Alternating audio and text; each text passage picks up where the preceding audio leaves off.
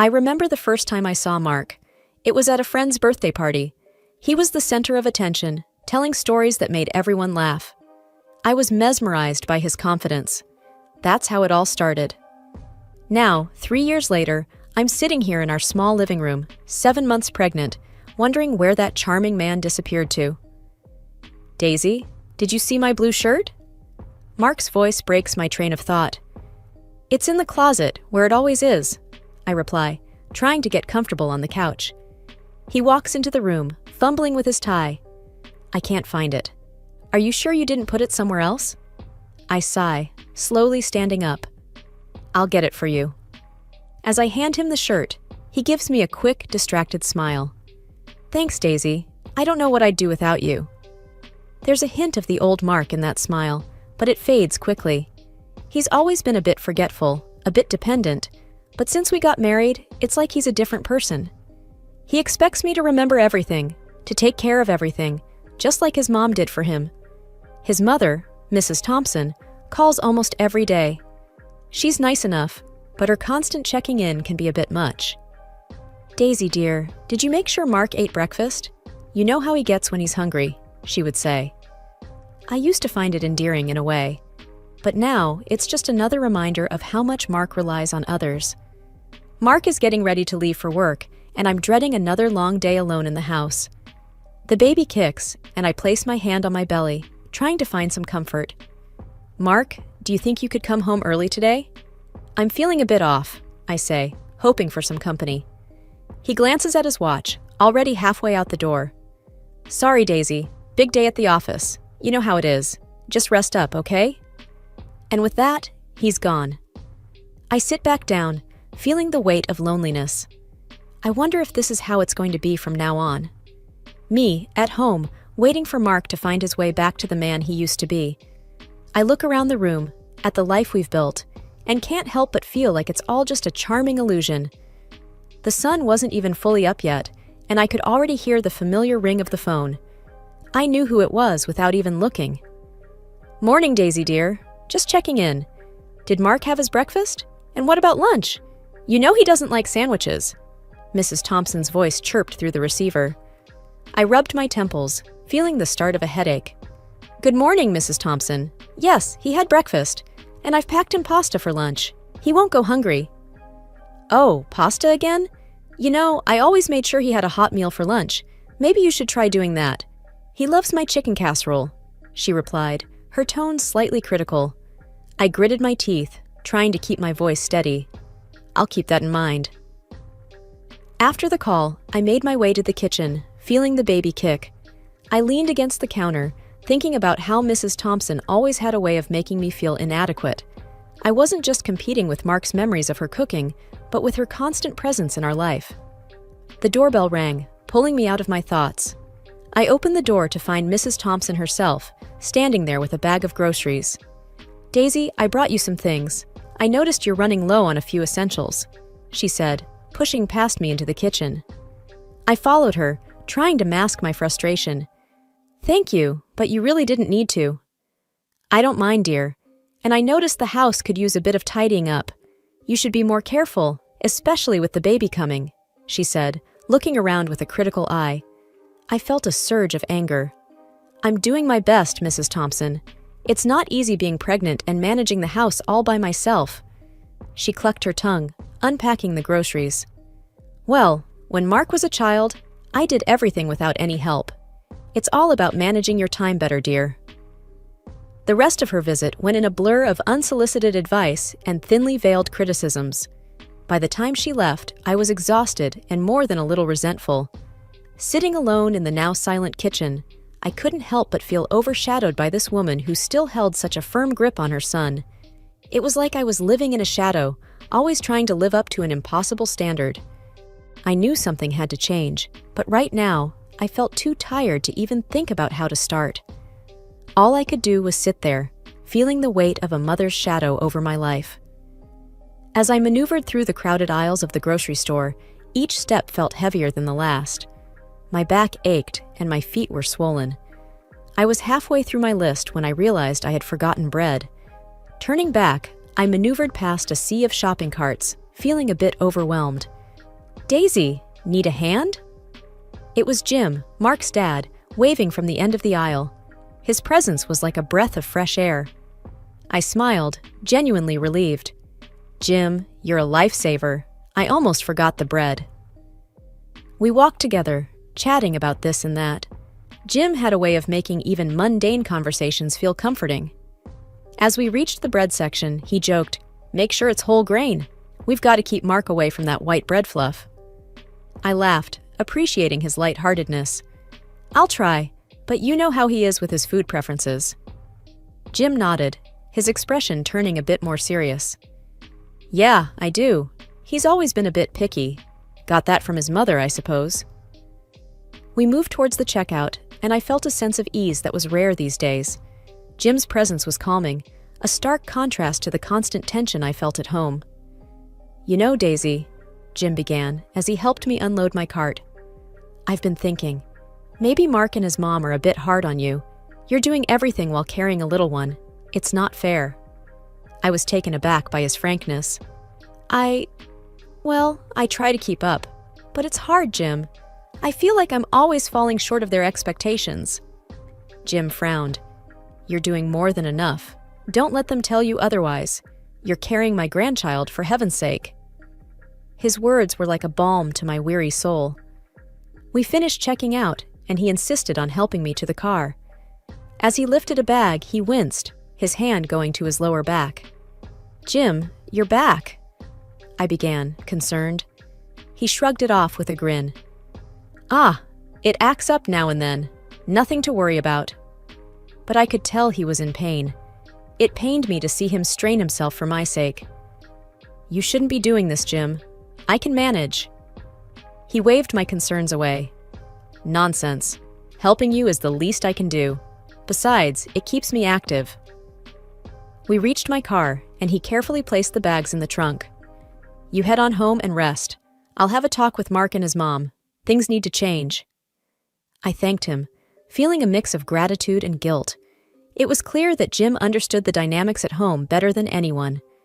As I drove away, I realized that without Jim, I would be truly alone in this struggle. His support meant the world to me, especially now. Back home, I put away the groceries, each item reminding me of Jim's kindness. His words echoed in my mind, giving me a sliver of hope. Perhaps, with his help, things could get better. Maybe, just maybe, Mark and his mother would start to see things from my perspective. But as the day wore on, and the house returned to its usual quiet, I couldn't help but feel a sense of foreboding. Change was necessary, but it wouldn't come easy. I braced myself for the conversation that Jim would undoubtedly have with Mark and Mrs. Thompson. Whatever the outcome, I knew one thing for sure. Jim was my only ally in this, and I was grateful for him. The clock on the kitchen wall showed it was past midnight. The house was quiet, except for the occasional creaking of the floorboards. Mark wasn't home yet. His late nights were becoming more frequent, but tonight felt different. I tried to distract myself by tidying up, but my mind was racing. The sound of a car pulling up jolted me from my thoughts. I peeked through the window and saw Mark stumbling out of the car, clearly drunk. My heart sank. He fumbled with his keys at the door, cursing under his breath. When he finally managed to get inside, he looked at me with glazed eyes. "Mark, you're drunk," I said, my voice a mix of worry and frustration. He sneered. "Oh, now you're my mother? Keep your lectures to yourself, Daisy." I felt a knot in my stomach. "You promised you'd stop this. You know it's not good, especially now." He cut me off, his voice slurred but harsh. "Stop nagging me. I needed a break, okay? You don't know what it's like at work." I tried to reason with him. "But what about us, Mark? What about the baby?" He laughed, a cold, bitter sound. The baby. Is that all you can talk about? You used to be fun, Daisy. Now you're just boring." His words stung.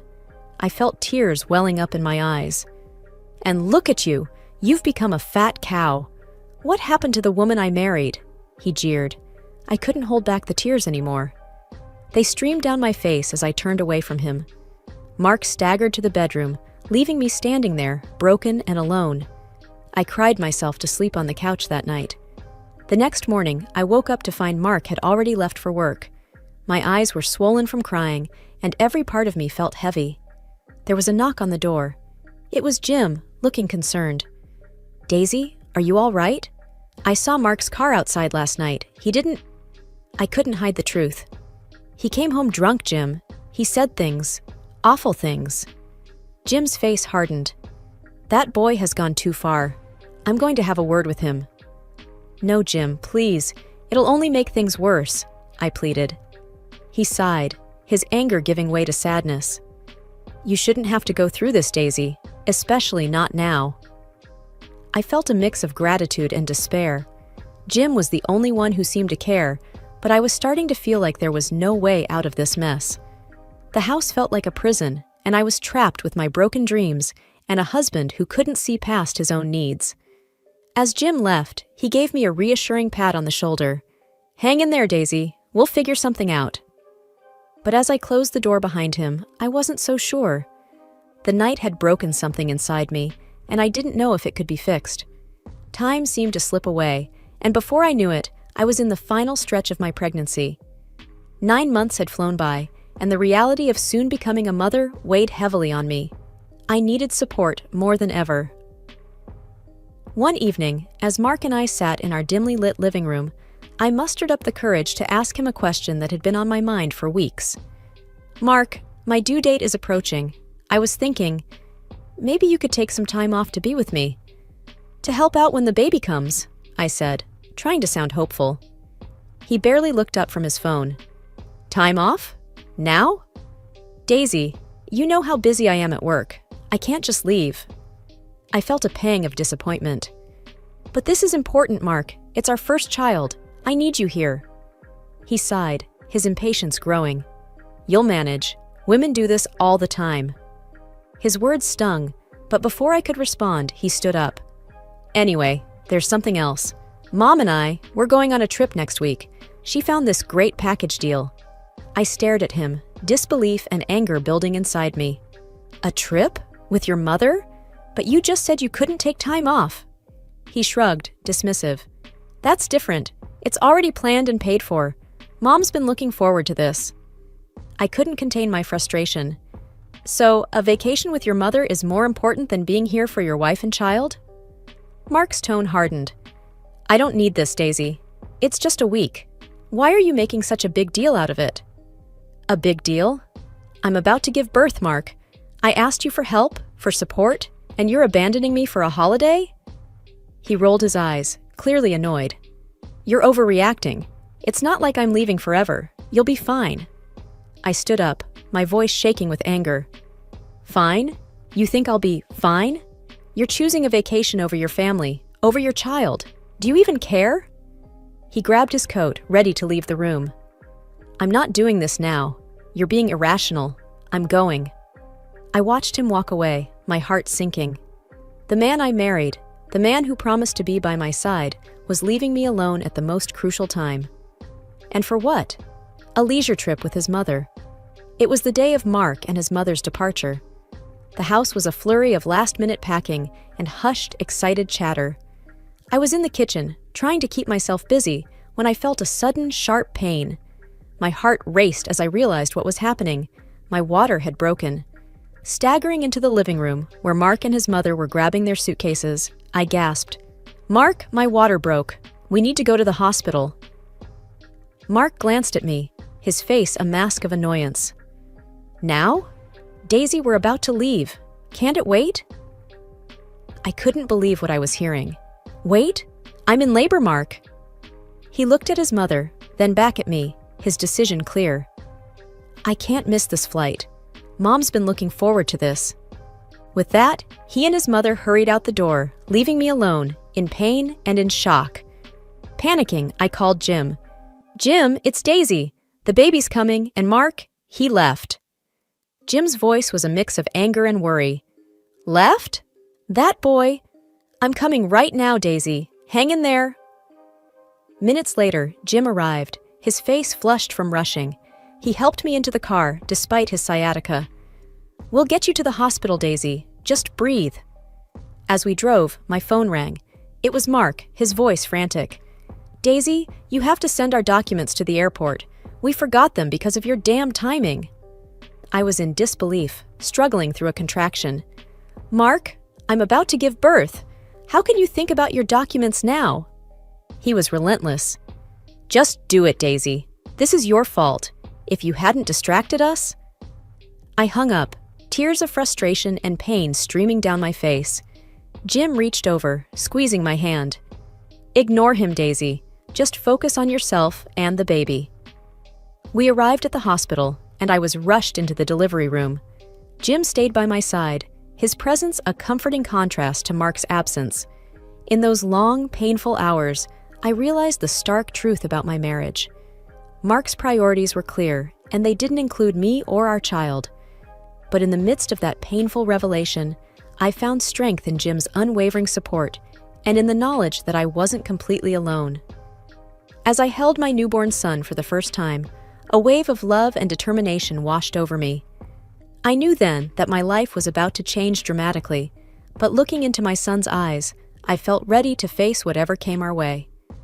The first few days with my newborn son were a blur of sleepless nights and overwhelming emotions. I was still reeling from the shock of Mark's absence during the birth. Jim had been my rock, helping me through the initial days at the hospital and then at home. It was during one of those sleep-deprived mornings when Mark finally showed up, his mother in tow. The moment I saw them, my heart sank. "Mark, you're back," I said, my voice barely above a whisper. "Yeah, well, the trip was a bust, thanks to you," he replied, his tone cold and accusatory. I held my son closer, trying to keep my composure. "Mark, this is your son. Don't you want to hold him?" He glanced at the baby, then away, his disinterest clear. "Sure, later. We need to talk about the mess you caused." His mother chimed in, her voice sharp.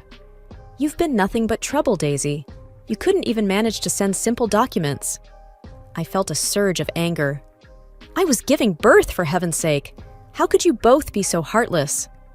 Mark scoffed. "Heartless? You're the one who ruined our trip. You could have waited or called someone else." Jim, who had been silent until then, finally spoke up. "Mark, that's enough. You're talking nonsense. Daisy needed you, and you abandoned her." Mark turned to his father, defiant. "Oh, so now you're taking her side? She's turned you against me." Jim's expression was one of disappointment and anger. "It's not about sides, Mark. It's about doing the right thing. You failed Daisy and your son." The room was thick with tension, and I felt my son stir in my arms. "I can't believe this is happening," I said, my voice breaking. Mark's mother stepped forward, pointing a finger at me. "You've always been a problem, Daisy. I knew from the start you weren't right for our family." I looked at her, then at Mark, feeling a mix of sadness and resolve. "I may not have been what you wanted, but I tried. I tried for Mark, for our family. But it's clear now I was fighting a losing battle." Mark looked away, his expression unreadable. Jim put his hand on my shoulder, giving me a reassuring squeeze. "Daisy, you don't deserve this. You and your son deserve so much better." As I looked down at my baby, his innocent eyes staring back at me, I knew Jim was right. I couldn't raise my son in a home where his father resented his existence and where his grandmother saw me as an enemy. "I need to think about the future," I said, more to myself than to anyone else in the room. Mark and his mother left shortly after, their departure leaving a cold silence in their wake. Jim stayed, helping me with the baby, his presence a reminder that not all hope was lost. In the weeks that followed, the house felt different, heavier, like the air was thick with unsaid things. I spent my days caring for my son, each smile and giggle from him a balm to my weary heart. But the shadow of the unresolved with Mark loomed over us. One afternoon, Jim came over, a serious look on his face. We sat in the living room, my son asleep in his crib. "Daisy, I've been thinking," Jim started, his voice heavy. "This situation, it's not right. You and the baby deserve better." I nodded, the weight of my decision clear in my mind. "I know, Jim, I can't stay in this marriage. It's not healthy for me or my son." Jim reached out, taking my hand. I support you, Daisy. And there's more. I've decided to change my will. I'm setting up a trust fund for your son, my grandson. Mark. He's not the man I hoped he'd be. I was taken aback. Jim, you don't have to do that. He shook his head firmly. I do. It's the right thing. Mark needs to learn there are consequences for his actions. The next day, Mark and his mother came over. The tension was palpable. Daisy, we need to talk, Mark said, avoiding eye contact. I stood my ground, holding my son. There's not much to talk about, Mark. I've decided to file for divorce. His mother gasped. Divorce? You're tearing this family apart, Jim intervened. No, she's doing what's best for her and the baby, and I'm supporting her. Mark, I'm changing my will. Your son will be taken care of. Mark turned to his father, disbelief and anger in his eyes. You're siding with her? Over your own son? Jim's response was firm. It's not about sides, Mark. It's about responsibility, something you've avoided. The room erupted into arguments, with Mark and his mother on one side and me, holding my son, on the other. Jim stood with me, his presence a steady force. In the end, Mark and his mother left, their parting words bitter and resentful. Jim stayed, helping me plan the next steps. As I filed the divorce papers, I felt a sense of liberation mixed with sadness. It wasn't the life I had envisioned, but it was a life where my son and I could be free of the toxicity that had engulfed us. Days turned into weeks, and the finality of the divorce brought a strange sense of peace. Jim was true to his word. The trust fund he set up for my son ensured our future was secure. And so I began to build a new life, one filled with hope and the laughter of my son. There were challenges, of course, but I faced them with a newfound strength. As I put my son to bed one night, I whispered a promise to him. We're going to be okay, just you and me, a fresh start. And in the quiet of his room, with the soft sound of his breathing, I believed it.